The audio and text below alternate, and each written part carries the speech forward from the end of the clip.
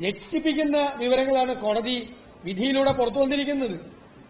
അന്താരാഷ്ട്ര മാർക്കറ്റിൽ ഇത്തരം വസ്തുക്കൾ, അമൂല്യ വസ്തുക്കൾ വിൽക്കുന്ന റാക്കറ്റിന് സമാനമായൊരു റാക്കറ്റ് ശബരിമലയിൽ ഉണ്ടായിരുന്നെന്നും അവർക്ക് ശബരിമലയിലെ അമൂല്യ വസ്തുക്കളുടെ അടുത്ത് ആക്സസ് ഉണ്ടായിരുന്നെന്നും അവർക്ക് അവിടുത്തെ മെഷർമെന്റ് എടുത്ത് വ്യാജ മോൾഡ് ഉണ്ടാക്കി, റെപ്ലിക്ക ഉണ്ടാക്കി അന്താരാഷ്ട്ര മാർക്കറ്റിൽ കോടികൾക്ക് വിറ്റഴിക്കാനുള്ള അവസരം ഉണ്ടായിരുന്നു എന്നുള്ള ഗൌരവതരമായ കണ്ടെത്തലാണ് കോടതി നടത്തിയിരിക്കുന്നത്.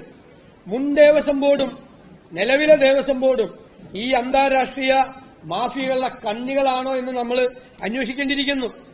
ശബരിമലയിൽ ഇപ്പോഴുള്ള എല്ലാ വസ്തുക്കളും പരിശോധിക്കണം. എല്ലാം അടിച്ചുമാറ്റി ഡ്യൂപ്ലിക്കേറ്റ് വെച്ചതാണോ എന്ന് പരിശോധനാ വിധേയമാക്കണം.